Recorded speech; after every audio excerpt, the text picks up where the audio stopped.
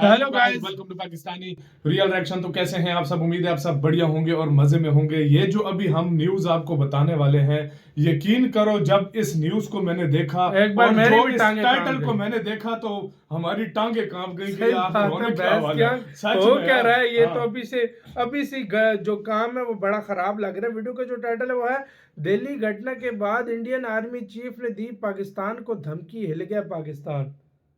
तो भाई साहब अभी इंडियन आर्मी चीफ बढ़ चढ़कर इन चीजों में हिस्सा ले रहे हैं। पहले आपको बहुत कम, अभी तो वहां से भी हमें खुली धमकियां आ रही हैं।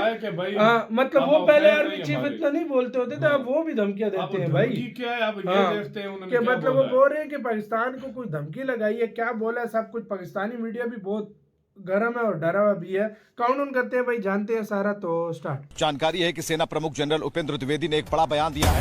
अब समझने की कोशिश कीजिए, ऑपरेशन सिंदूर के दूसरे चरण की तरफ हम बढ़ते जा रहे हैं। ऑपरेशन सिंदूर 2.0 और ज्यादा घातक होगा, ये सेना प्रमुख ने कहा है। आप समझिए कि कल हमने प्रधानमंत्री के उस बयान का जिक्र किया था, उस बॉडी लैंग्वेज का जिक्र किया था और उससे हमने मिलान किया था ऑपरेशन सिंदूर के उस बयान से कि प्रधानमंत्री का जो सख्त लहजा है वो क्या कह रहा है। लेकिन इस वक्त इससे भी अगर आप जोड़ेंगे कि सेना प्रमुख जनरल उपेंद्र द्विवेदी ने एक जो बड़ा बयान दिया है जिसमें ऑपरेशन सिंदूर के दूसरे चरण की वो बात कह रहे हैं और वो कह रहे हैं कि इसकी तरफ हम बढ़ते जा रहे हैं, यानी कि can say that we could means we were very much empowered as far as Sindoor 1.0 is concerned. We have learned our lessons.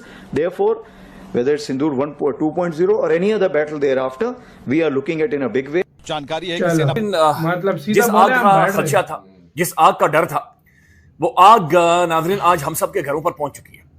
वो आग आज पाकिस्तान की अशराफिया तक नाजरीन पहुंच चुकी है। जैसे वो शायर ने कहा है, गर मस्त करे तो मस्ती है, पस्त करे तो पस्ती है, इस हाथ करो इस हाथ मिले, यहाँ सौदा दस्त बस्ती है। अब जहां बात पर अब तो ये लतीफा बड़ा मशहूर हो गया है, ऑपरेशन सिंदूर 2.0 और ज्यादा घातक होगा। इससे पहले जरा याद कीजिए कि इस पूरे मामले में जब ऑपरेशन सिंदूर हुआ था उस वक्त भी यही कहा गया था कि कोई भी आतंकी गतिविधि ये हमला माना जाएगा, हमले की श्रेणी में होगा। तो कुल मिलाकर ये जो अभी बयान दिया गया है जनरल उपेंद्र द्विवेदी की तरफ से, इसमें कोई नई बात नहीं है, लेकिन इतना जरूर है कि अगर 2.0 होता है तो ये और विनाशकारी होगा पाकिस्तान के लिए। और मई में भारत को जाहिर है भारत की सिचुएशन अंडरस्टैंडेबल है, बट उसकी भारत के जो ओछे हथकंडे हैं उसका सिलसिला जारी है। के लिए सबसे पहले तो जाहिर है मामला ऑपरेशन, पहले तो उन्होंने पहलगाम में इल्जाम लगाया, पाकिस्तान पे सबूत पेश नहीं किए, फिर जी ऑपरेशन सिंदूर और कहां जी भड़के करते करते मामला अब एजाज मल्ला पर आ गया है। ख्वाजा साहब ये एक्सपेक्टेड था। आपको याद है लास्ट प्रोग्राम भी आप मेरे साथ हम बात कर रहे थे कि 15 अक्टूबर से 12 नवंबर बड़ा डेंजरस टाइम है, चीजें होंगी। हो गया है, बड़ा क्लियर मैसेज आ गया है। क्या अब पाकिस्तान की पॉलिसी क्या है कि हम भारतीय मीडिया इस धमाके को दहशतगर्दी करार दे रहा है। बाकायदा मोदी के करीब समझे जाने वाले भारतीय मीडिया के मुताबिक यह हमला इंतहा पसंद व्हाइट कॉलर दहशतगर्दों के नेटवर्क ने किया है। क्या कहेंगी, कई जो मीडिया के लोग हैं वो तो ये कह रहे हैं कि पाकिस्तान पे इल्जाम लगा रहे हैं वक्त से पहले, मगर भारतीय मीडिया इस वाक़े को बुनियाद बनाकर अब पाकिस्तान पर हमले के लिए जवाज बना चुका है। भारत के बारे में हमें यह बात बहुत अच्छी तरह मालूम थी। हम बहुत अरसे से आपको यह बात बहुत वाज़े करके बता रहे थे कि हमारा दुश्मन बहुत प्रिडिक्टेबल है। हमको पहले से मालूम होता है कि अब यह क्या करने जा रहा है।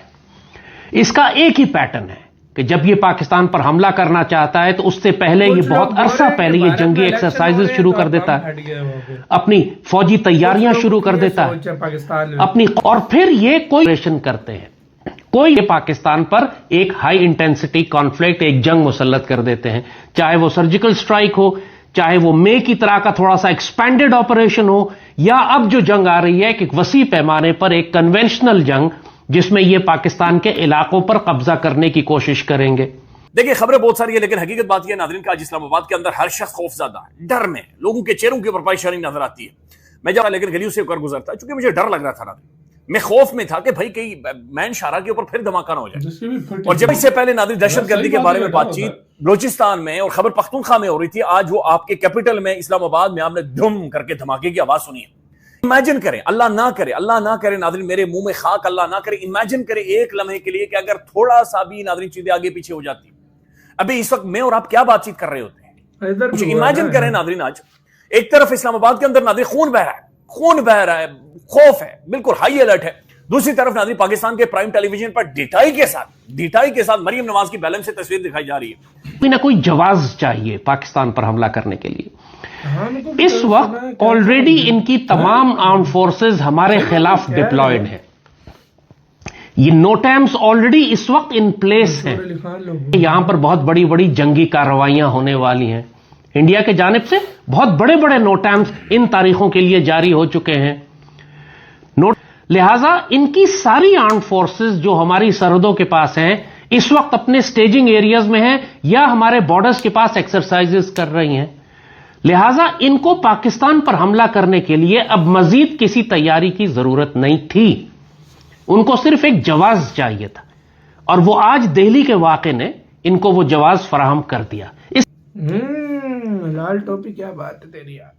मतलब यार, और जो भी है इंडियन के आर्मी चीफ ने बोला है कि हम उस जो मतलब ऑपरेशन 2.0 है उसकी तरफ बहुत तेज़ी से बढ़ रहे हैं और कभी भी वो शुरू हम कर सकते हैं। तो मतलब एक तरह से ये पाकिस्तान लोगों के लिए बहुत बड़ी धमकी है कि मैसेज है भाई। उन्होंने कहा है कि हम ऑपरेशन सिंदूर की तरफ 2.0 की तरफ बहुत तेजी से बढ़ रहे हैं। इसका मतलब यही है कि अनकरीब ठस ठोस ये सीन है भाई। अनकरीब भाई अटैक होने वाला है, यही समझो। मैं तो भाई कभी भी नहीं चाहूंगा कि भाई युद्ध हो भाई, सीधी सी बात है।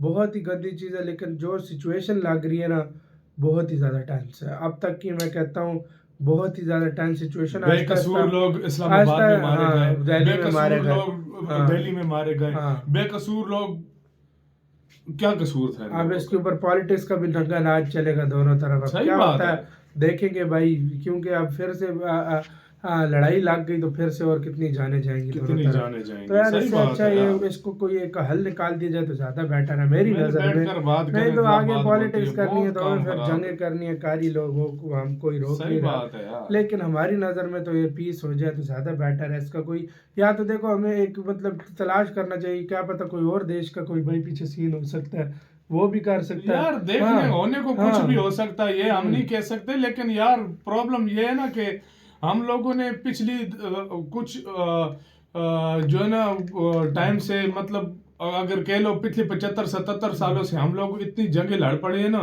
कि हम तो हमारे अंदर घर में जो कुछ होता है सीधा इल्जाम एक दूसरे की तरफ चला जाता है। ऐसी सिचुएशन है ना अब आदि हो गया मसला लड़ ये सीधी बात। अब क्या होता है ये तो आने वाला वक्त बताएगा। लेकिन आर्मी चीफ ने भारत की धमकी दे दी है, बिल्कुल यहाँ से भी धमकियां जा रही हैं, वहां से भी आ रही हैं। अब क्या होता है ये तो आने वाला वक्त बताएगा।